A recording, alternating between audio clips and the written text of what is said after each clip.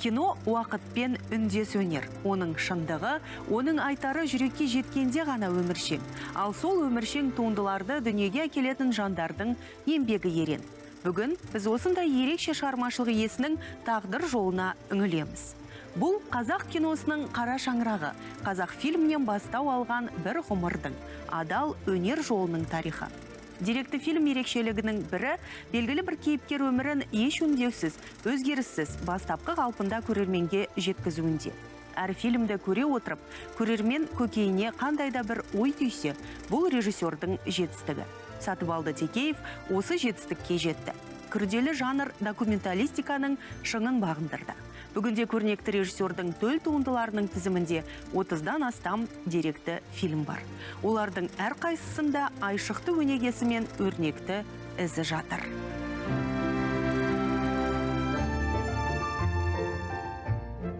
Бір адам, бір тағдыр, ал кейбір тағдырлар тұтас ұрпақтың тарихын, ұлттың өткерген ауыр белестерін айшықтайды. Сатыбалды Текеевтің балалық шағы ата-анасының өмір жолы, қайсарлық пен төзімділіктің шынайы көрінісі. Әкесі екінші дүниежүзілік соғысқа қатысып, қан майданнан мүгедек болып оралады. Сол сұрапыл соғыста көз жанары мен аяғынан айырылды. Алайда өмірден түңілмеді, туған жерін дамыту жолында тер төкті. Колхозда басшылық қызмет атқарып, халық үшін еңбек етті. Ал анасы көп балалы отбасының ұйытқысы бола білді. Ол сенде көп балалы болған, сол 8-9 бала болған екен, оның содан біз екеуміз ақ қалдық. Менің ағам 38-ші жылы, одан кейінгі мен. Оның арасындағылардың бәрі ана жаққа кеткенде. Мен мынау оңтүстік Қазақстан Төле би ауданының Ленгірден деген қаласынамыз. Сол жерде Шоқан Уәлиханов атындағы қазақ орта мектебін бітірдім. Кандидат мастер спорты болдым, спортивный гимнастикадан. Бізде спорт школ қасымызда болды. Тыныбек Оразымбет деген мен класстасым, сол барып, Ерлан деген жігіт үшеуміз сол гимнастикаға бардық. Балалық шақ осылай өтті. Мен көкпарды жақсы көрдім. 8-ші класстан аттың құлағында ойнап, біздің елде өлмес көкпар деген болады. Ол жаңағы жастарды үйретуде. Мен шабандоз болдым. Шындығында. Мен бірінші жылы мектеп бітіріп, оқуға бармай қойғанымның өзі, біз жаңағы ақсақалдармен көкпар шауып гастрольге кетіп қалғам. Өзбекстаны бар, Қазақстаны бар, оңтүстік Қазақстан, Жамбыл облысында біздің ақсақалдар, шабандоздар бір ай, бір жарым айға кетіп қалады. Содан жаңағы қырылып, қылып, шаршап, бір 2 айда қайтып келеміз.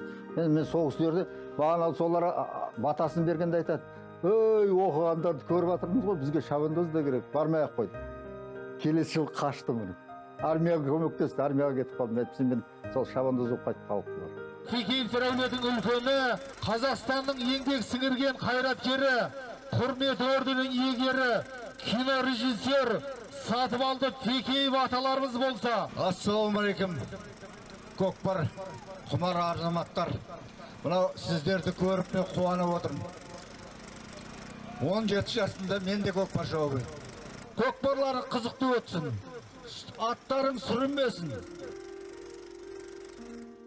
67-ші жылы біз 100 жігіт бітірдік, қыз баласымен, несімен. Соның енді барлығы осы Қазақстанның әр түкпір-түкпіріне таратып қойынды. Бір 30-дан көбі осы Алматыға келіп, политехнический, заведчий институт, медицина институттарына оқуға түсті. Мен сразу армияға кетіп қалдым. Ленинградта армияда 2 жыл служит етіп, сол жерде жүргенде мені жаңағы осындай азиаттар съемкаға керек болды, массовкаға. Аскерден бір 2-3 қазақты, өзбектерді сол Ленфильмға шақырды. Соны 2-3 рет сол Ленфильмға барып жүріп, киноға ғашық болдық қой. Содан сол жерде сол түсіріп жүрген режиссерларға жалынып, жалбарынып, келесі жылы қайсысын курс аласыңдар деп, сол институт, армияны біткен екен мен елге келмей, сол жерде институтта оқуға қалдым. Міне сол Ленинградтың кино, театр және музыка деген институтын бітіріп, 75-ші жылы киностудия Қазақфильмға келіп, міне осы содан бері осындамыз. 50 жыл болды ғой қазір. Ол біз келген кезде бұл жерде 1500 адам қызмет жасайтын. Оның енді актері бар, режиссері бар, барлығы штатта болатын тұғын. Ол анау 8 март Комсомольский деген жерде қазір қазақ концерт зданиясы біздің киностудия тұр. келген жылы осы Қанымбек Қасымбеков ағамыз Дала гүлі деген киноға запускаға жіберіліп жатыр екен. Соған мені екінші көмекшісі, екінші режиссер қылып жіберді. Міне сол кісіменен жұмыс істедім. Одан кейін Асанәлі Әшімов Айдаһар жылы деген ол өзі белгілі актер болғанмен сол кино түсірді. Міне сол кісіде мен екінші режиссер болып жұмыс істедім. Осылай басталды. Одан кейін жаңағы Сұлтан Қожықовтың Қажымұқан киносында екінші режиссер болып жұмыс істедім. Сәкен екеуміз 1977 жылы келген, осында Алматыға келгенде, анау ескі студияда қорасында отырып, сөйтіп танысқанбыз. Бір әдемі киінген жас жігіт келді. Сосын екеуміз танысып әңгіме еткенде, екінші режиссер болып шақырып жатыр, осындай картинаға барам деді. Ол уақытта мен екінші режиссер болып істеп жүргенмін. Сосын екеуміз әңгімелеп, содан бері не болып кеттік, жолдас болып танысып болып кеттік. Екінші режиссерді кім екенін көбісі енді осы қазір білмейді. Екінші режиссердің кинода жұмысы өте үлкен, өте маңызды. Ол екінші режиссер мына актерлардың бәрін тауып, жерін түсіретін жерін тауып, және екінші планның бәрін жасайтын екінші режиссер. Кім қалай жүреді артында, арт жағында қалай болады, мизансцена құратын екінші режиссер. Сондықтан екінші режиссер еңбегі зор, өте зор. Үлкен картина Сұлтан ағамыз Қожықовта барып істеді. Сұлтан ағамыз өте, мен өзімде Қылжыбекті істеген баяғыда. Ол кісі көрінген адамды алмайды. Өнері өте биік, сценарийда жазады өзі, режиссер ретінде де түсіре береді. Енді бұл кісінің де еңбегі сіңген, қазақ фильмге қаншама көп жылдары бойы осы жерде еңбек етіп келе жатыр. Бұл кісімен мен 95 жылы Жамбылдың жастық шағы деген кинода екеуміз екінші режиссер болып бір фильмде, жаңағы енді бұл тарихи кино болғаннан кейін сол жерде жұмыс істегенбіз. Бізде кинода бір киноман екінші киноға даже мен емес, жаңағы белгілі режиссерларымыз 5-6 жыл жұмыс істеп отырады, постановка берілмейді. Сөйтіп жүргенде мына жаңағы менің ағам бар, атықтас сатып алды, Нарымбет деген. Сол ағам айтты: бала, бүйтіп отыра бересің бе, бала шағаң бар, айлық алу керек. Сен давай мына документальный киноға, хроникаға барып, сол жерде документальный кино түсірсешті. Ол жерде жаңағы Сәкеңнің үйіндегі жеңгеміз, Естіле жеңгем жұмыс істеуші еді, редактор болып. Сол кісіге барып, апарып, бастықтарынан таныстырып, содан мен жаңағы деректі киноға ауысып кеттім ғой. Сатыбалды Көшкімбайұлынан қолға алған алғашқы жобасы жайлы да сұрадық. Космонавт болғым келеді деген кино түсіргем. Короткометраж болып 4 часть істеген. Ол жоба есімде. Оны жаңағы Едіге Болысбаев деген режиссер, сценарист болмаған сценарийін жазып берді. Қасым Жәкібаев ағамыз 3 комик, космонавт боламыз деп, мынау парк горпиінде жаңа не бар ғой, самолет. Соған отырып, үшеуі құлап, бір қызықты керемет кино болған ол. Қазақтың тарихын білмесең, дәстүрін білмесең, сен деректі кино түсіре алмайсың. Мына әдебиетін, мәдениетін жақсы білу керек деректі кино түсіру үшін. Мен келген кезде кино хроникада 160 кісі жұмыс істейтін. Оның ішінде 2-3 қазақ режиссер бар тұғын.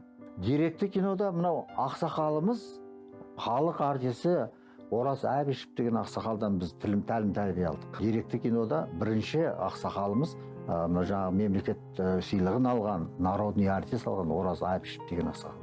Оның Владимир Татенко деген документалист болды. Міне осындай азаматтар, Емельянов, Файық деген, Зекки деген кісілерден, міне дәл өзім осы кісілердің қасында жұмыс істедім деректі кинода. Сол кісілерден үйрендім. Серік Айтбаев, жаңағы Махмутов, Сағат, олар енді бізден 1-2 жас үлкен болғанмен, ол кісілер аға, біз енді аға үлкен сыйлап өткен баламыз. Жібек жолы деген киноны түсіріп бастадық. Енді сол кезде енді есімізде осы жібек жолы ашылу керек. Мына жақтан жаңағы сол баяғы ата-бабаларымыздың жүрген жеріменен сауда жолы жүріп, еліміз көгерсе, өссе деген ойымыз сонда болды ғой. Міне содан басталды.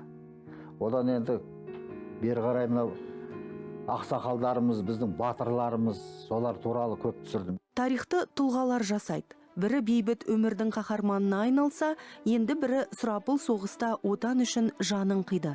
Ел тарихында аттары алтын әріппен жазылған тұлғалар Сатыбалды Текеевтің туындыларының басты кейіпкеріне айналды. Ол халыққа еңбегі сіңген ұлдардың ерлігін таспаға түсіріп, асқақ рухын, болмысын келер ұрпаққа жеткізді. Адам жанының тереңіне үңіліп, әр кейіпкердің тағдыры арқылы қоғамның айнасын көрсетті. Белгілі өнер қайраткеріне тиесілі туындылардың тізімінде «Жібек жолы», «Азиада 2011», «Аралдың арда перзенті», «Бекзат», «Генерал Ертаев», «Сағадат Нұрмағамбетов соңғы сұхбат», Сатыбалды Нарымбетовты еске алуға арналған «Тарих тудырған тұлға» сынды 30-дан астам айтулы картиналар бар. Менің мынау жаңағы Бекзаттың киносы талай жүлде алды фестивальдарда. Сағадат Нұрмағамбетов қазір тағы шақырып отыр. Мынау 80 жылдыққа День Победы деген международный кинофестиваль бар екен.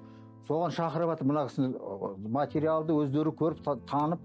Еңбек сіңген қазақ халқының сондай туын көтерген азаматтар тек қана сатып алып түсіреді. Кейін кезінде маған бір ой келді. Бұл неге сатып алды? Осы директі фильммен жүре береді. Бұған көркем фильм түсіру керек. Киноның басынан бастап аяғына дейін соны білетін азаматтың біреуі. 30-40 жылдай уақыт өтті. Бірге қызмет істеп жатырмыз. Ол кісіні мен кішкентай кезімнен танимын ғой. Өткен кезінде мынау Совет өкіметінің кезінде олар біздің үйде көп жиналатын. Ылғи киношниктер сол кісі ол кезде сол уақыттан бері танимын. Әкемнің көзі тірісі кезінде ол кісі әкемнің інісіндей болып кеткен, кіші бауырындай болып кеткен. Екі сатып алды деп. Алғаш рет ол «Прерванный полет Бекзата» деген олимпиада чемпионы Бекзат Саттарханов туралы 2010 жылы ол кісіге кішкене редактор болып көмектескен сол фильмде. Енді сол уақыттан бастап кішкене араласа бастадық. 23 жылы ол кісі менің әкем туралы өзінің директ фильмін түсірген «Тарих тудырған тұлға» деген үшті. Сол кезде мен қасында еріп жүрдім. Өте жақсы шыққан фильмдерінің біреуі. Қара, отсаң, қашан сатып алдағын айтып сұрайым ғой, Сәкенаға, қашан түсіріп аласың оны? Ана бір кадрлерін әкемнің ағаштардың арасында жүріп, содан кейін двойной фокус терезе қарап отыр, екінші өзінің кішкентай жас бала кезіндегі отражениесін көріп. Ол да режиссердің ойынан, фантазиясынан шыққан. Ондай қазір режиссерлер аз. Қазір отырғызып қойды, говорящий голова дейді, соны пайдаланады. Ол енді говорящий голова, енді 20-шы ғасырдың әдістері, олар кеткен қазір. Қазір оқырманды, көрерменді өзіне қарай тарту үшін былайша басқа форматта түсіру керек. Сол Сәкен ағада қазір жаңа 21-ші ғасырдың несіне сәйкес форматпен түсіріп үйреніп алған. Кинода осы күнге 40 фильмде кино түсірді. Соның көбісі шетелде үлкен халықаралық фестивальдерде марапатталған, жүлде алған болатын. Ал ана мысалы Бекзат фильмі 19 жылы құлагер жүлдесімен марапатталған болатын. Сол жылдан кейін жаңағы құрмет орденімен марапатталып, ал кейінірек Қазақстан еңбек сіңірген қайраткер атағын алды. Ал енді ойында қазір біз 75-ке келсе де талай фильмге әлі күші бар, ойы бар. Мысалы қазір бір документальный киноны бітірмекшіміз, екеуміз қосылып, мен продюсер болып, режиссер болып, түсіріп аяқтамақшы. Есіңізде олар Қордайда үлкен боран болды. Боран болып, сонда 3-4 күн адамдар қардың астында қалды. Соның ішінде мына Сәкен бар.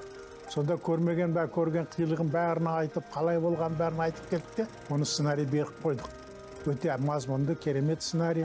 Режиссері болып мына кім боламын деп отыр. Жаңа Сәкен ағамыздың баласы екеуі қосылып. Және мына отан соғысына байланысты бір хроника документальный киноға сценарий дайындап оны да беріп қойды. Соған байланысты. Жұмыс әлі ойда, жұмыстары көп. Ойлаймын, оның бәрін өз бітіреді, атқарады. Оған бәрі күші бар. Кинодокументалистің жұмысы өте оңай емес, ол жаңағы көп нәрсе ізденуі керек. Ол тіпті уақиға жайында, адам жайында түсіреме, тарихи жағдай түсіреме, соның бәрін зерттеп, біліп, кітапханаларға барып, архивтерге барып, ізденіп, жалпы өзінің жасайтын киносы жайында әбден толғатып, ауырады олар Тырнақшаның ішінде. Міне соның бірі осы біздің Сатыбалды Текеев. Біраз жыл болды, көп болды. Өзінің көзін ашқалы осы кинода.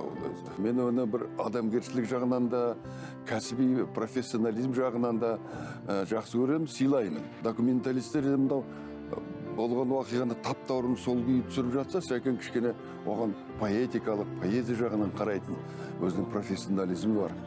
ол тек қана сол тап қаз қалпында сол күйінде түсіре салмай өзінің көңіл күйін, соған көзқарасын азамат ретінде, тұлға ретінде, қоғамның адамы ретінде міндетті түрде оның экраннан түсірген киноларында сол көзқарасы көрініп тұрады. Уақиғаға, тарихқа, өткенге, кеткенге жанашитын және оны осы таспаға түсіріп алып қатты тырысатын жанкешті жандар. Бұлар патриоттар. Соның бірі осы біздің Сәкен. Документальный фильм деген бұл енді бұл шындық. Бұл киноның бір ерекшелігі сол. Шын бүгінгі өмірде не болып жатыр, қалай болды, мұның әңгіме мөңкелейтін түгі жоқ. Өйткені шындықты айтатын сала. Өйткені документпен қағазда бәрі жазылған, бәрі шындық. Оған баруда үлкен дайындықты талап етеді. Оны оқу керек, оны іздеу керек, оны табу керек. Шынында үлкен еңбек жасап жатыр мынау документалисттер. Жаңағы директ фильм дейміз ғой. Осылардың еңбегі керемет. Өйткені біздің тарихымызға жаңалық әкеліп жатыр. Бұрынғы өтіп кеткен ұлы адамдарымызды соны қайтадан халыққа таныстырып, экраннан таныстырып, білдіріп, олардың еңбегі өте зор. Өнер адамы үшін отбасының орны бөлек. Ол шығармашылық шабыттың қайнар көзі. Сатыбалды Көшкімбайұлының қыздарына өнер қанмен дарыды.